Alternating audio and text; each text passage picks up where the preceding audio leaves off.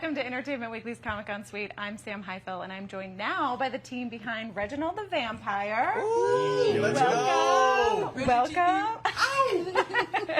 I actually want to start with Harley because I want to, obviously this was a book series. Yes. How did this all start in terms of turning it into a show? I had a meeting with an executive. It was one of those meetings where they say, I love you, and then I say, I love you more. And then we part and nothing ever happens. Sure. But in this case, on the way out the door, he said, you got to read this book. They'll never make it here, but it's called Fat Vampire, and I think you'd really like it. And I had my partner, Jeremiah Chechuk, and I read it, optioned it, ran with it. Sci-Fi bought it, and then all of a sudden, they brought it to life. So for me, it was thrilling. And just luck always has a lot to do with this. We're just lucky, right? Yeah. Because that guy didn't have to mention that book on that day, but he did. What did you connect with in the book?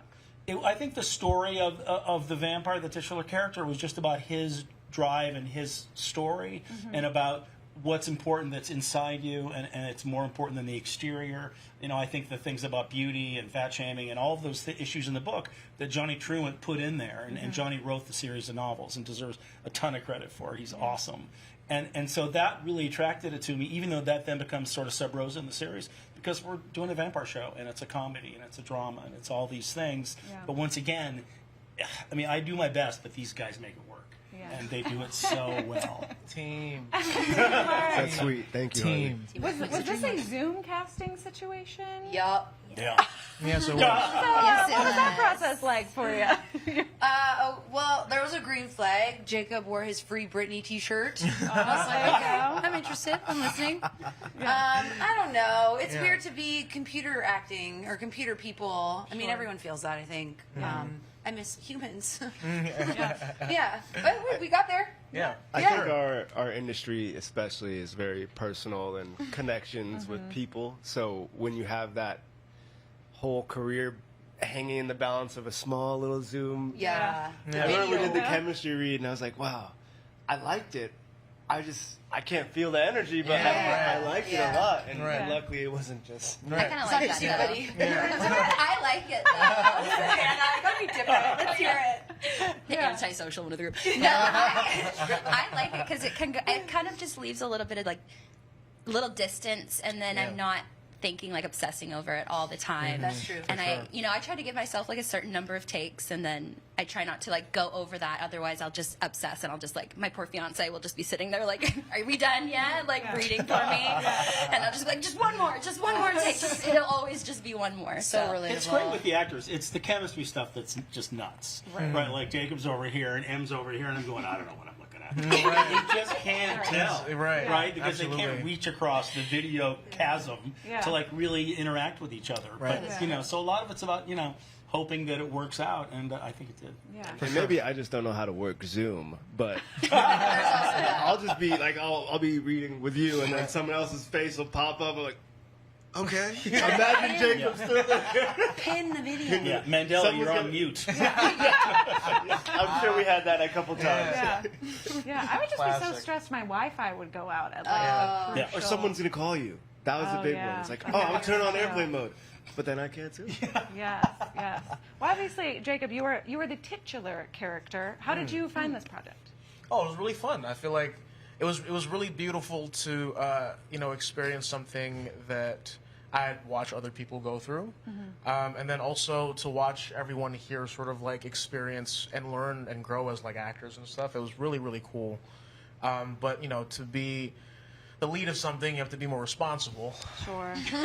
Definitely not the vibe. great responsibility. Tell people don't work so hard. All the time. You're working too hard. So, yeah, it was definitely really fun.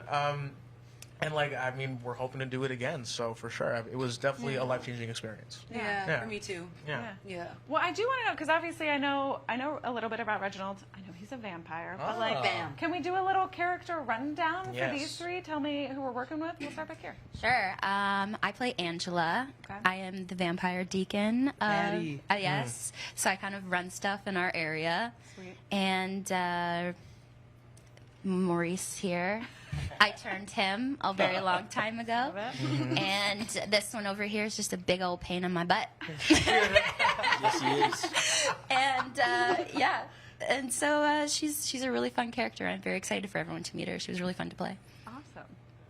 I play Maurice. I'm Mandela. Basically, stumbled upon this guy, and he's just got that lovable energy. So I spare him. Adorable.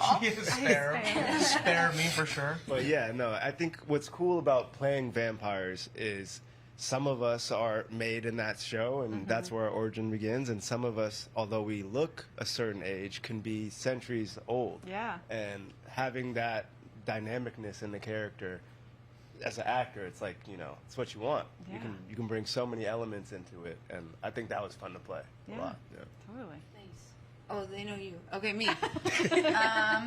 I play Sarah, who self-describes as a normal girl. So I think that what I relate to about Sarah is she's looking to find her place in the world. And she does that over the course of season 1, I think, to some degree.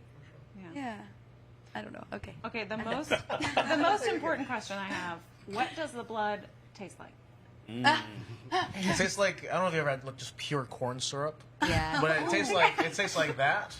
And then there was one that tasted like kind of like rose watery. But There's like variation. There's a couple, Yeah, it Some depends you on can- what blood you're in. It depends on like how sticky and gross you have to The be. Fleet Street the one is really thickness. gross. Fleet Street one, There's yeah. some where you can't have it in your mouth at all, and then there's some where it's like, oh, that tastes like medicine. Yeah, there's like specific mouth Yeah, blood. there's Yeah. specific Yeah. mouth blood. Yeah, because like ink blood is like poison to humans apparently. Well, Yeah. sure, we wouldn't Yeah. want that. Damn. Yeah, and it was also it was very sticky. It was Yeah. a very really Gross. really sticky. Yeah, got in really bad crevices. Yeah. As it Sure. were. Yeah. Like if it got all over you, you'd be sitting there like trying to like pull your arm like Yeah. got all over you, you'd be sitting there like trying to like pull your arm like apart, and we'd have to like cover ourselves in shaving cream to That's get for it all shaving off. grace. Shaving cream It's like is it the just one. debinds. Yeah. Yeah, It was there's, like, for some the crazy color, thing. like the stain as well. The color, you'd have to like the shaving cream really helped, but also just for the stickiness. But then like you smell like a freshly shaven beard all the time. That's true. That's true. Is that better than smelling like corn syrup? Yeah, I guess. Sticky I sweet. don't want the skinny. Take the corn syrup. So what are we have vampires. What is kind of like, what is the main thrust of the season? Like what is, maybe this is a question for you, kind of what story are we? I mean, I think the thing we wanted to do from the very beginning is give each one of the characters an arc to really start to finish. That I wanted them to be different at the end of that season than at the start. Sure. But certainly for Jacob, how does he occupy that world? How does he occupy this new life that he has that's both eternal but also locks him in place? Sure. But then he learns, and I think that's sort of the moral of the story, although we try to bury it a little, is that we all have something special inside us. And Jacob has a whole bunch of shit inside him that's very special, and it's and both sitting there, but also as Reginald, right? And so it's that's kind of the main thing that we're following. But every character, it's like Mandel's character is obsessed with revenge against her character, and we get to play that out. And does revenge have a shelf life, right? When you can live forever, how long are you going to be pissed off at somebody, right? And so they play that too. And I think for Em, it's like she's a normal girl, but not really. Right. She fled from a cult. She's trying to find her new life, and she finds herself in the world of all this impossibility. And it's it is that classic thing about, wait a minute, vampires exist? I mean, she may or may not learn that lesson, but that's something I think that works for her too. Amazing. Cool. Well, thank you guys so Thank much you. for stopping by. Appreciate it. And for everybody else, stay tuned to EW.com for all your Comic-Con needs. And check out our show. Yeah, Yes, October 10 o'clock. 10 p.m. There it Sci-fi. is. Reginald the Vampire. Let's go.